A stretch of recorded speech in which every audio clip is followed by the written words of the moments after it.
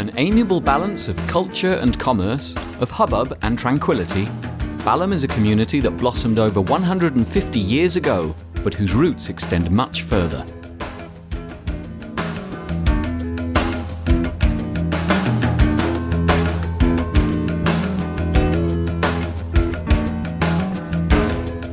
The oldest evidence of mankind in this fertile, stream-watered area was the massive Saxon burial mounds, which the Victorians flattened in order to build a housing estate. The Romans laid down Balham High Road as part of Stane Street, which connected Londinium with their military base at Chichester. By the time of the Domesday Book in 1086, Balham had become a neglected manorial estate, valued at just 20 shillings, held without the king's gift and without warrant. One corner had been mortgaged by the hard-up Earl of Huntingdon, who was later executed for being too popular.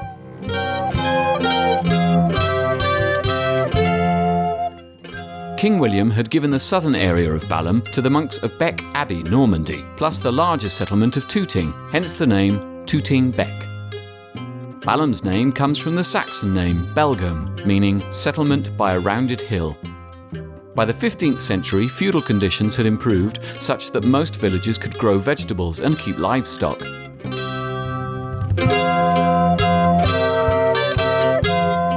By the mid-17th century, large areas of woodland had been turned into pasture and arable land, greatly enlarging farms such as Hyde Farm, owned by Emmanuel College, Cambridge, a legacy that remains in local road names on this site.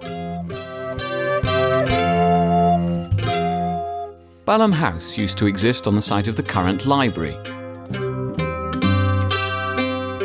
Its occupants included Sheriff of London Peter Daniel, gunpowder maker William Walton, and George Wolfe, Consular General to Denmark and friend of Methodist preacher John Wesley, who wrote of his visits to the lively family at Balham.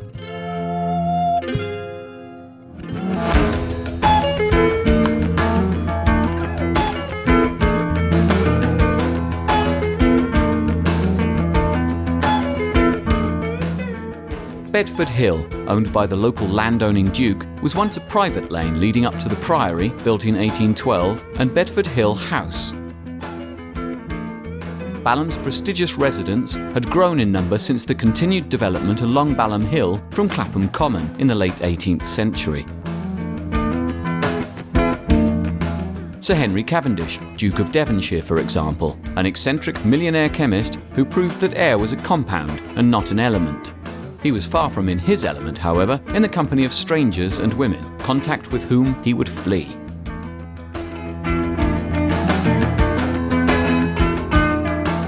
Of a series of grand villas erected along Balham High Road, Swan House and Hamilton House, now occupied by the Polish White Eagle Club, remain.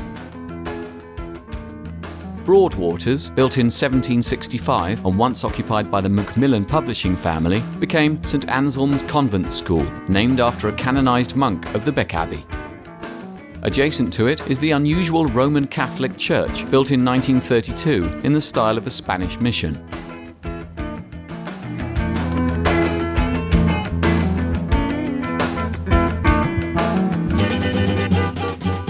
The Victorian era brought radical change and further development.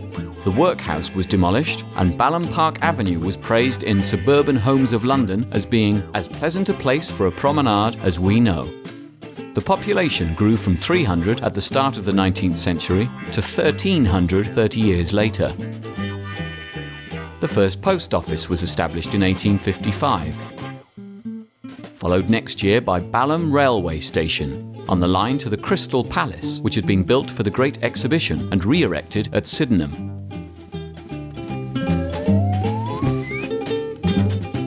This railway led to the construction of many housing estates by the late 1870s. An athletics ground, a tram depot, a police station, a roller skating rink, and several more churches had been built.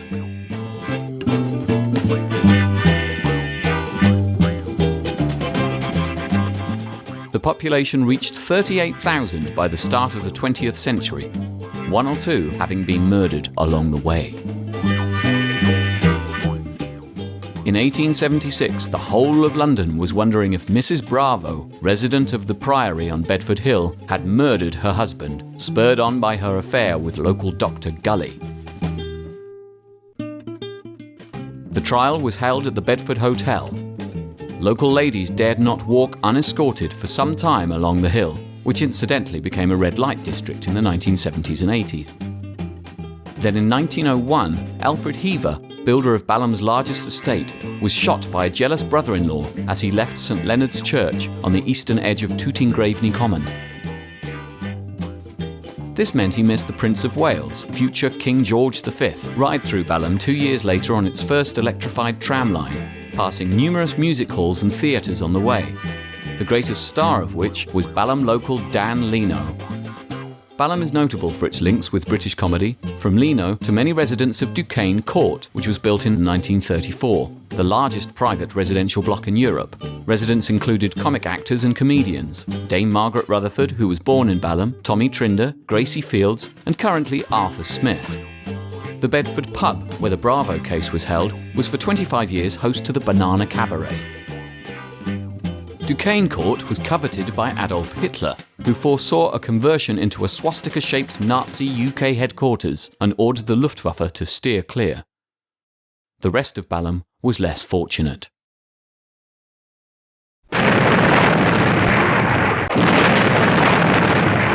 On the 14th of October 1940, a V-1 bomb hit Balham High Road and Underground station, where hundreds of people were taking shelter. Rescue attempts were hampered by burst gas and water mains, and 64 people were killed.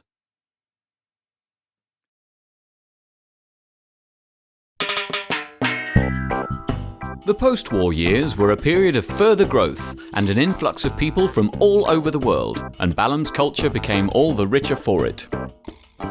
The High Road abounded with unique local shops, and the outdoor and indoor markets filled up with fresh fruit, vegetables, meats, fish, and snails from Africa and the Caribbean. However, Balham's desirable location, bordered by 4 lovely commons and served by rail, underground and buses, has, along with rising property prices, increasingly driven out its poorer population in favour of richer folk who have spread from Bethesda and Clam. Private businesses have been replaced by shiny chain supermarkets, homes with buy-to-let property investment opportunities. But I lived there from 1989 to 1995, and I liked it.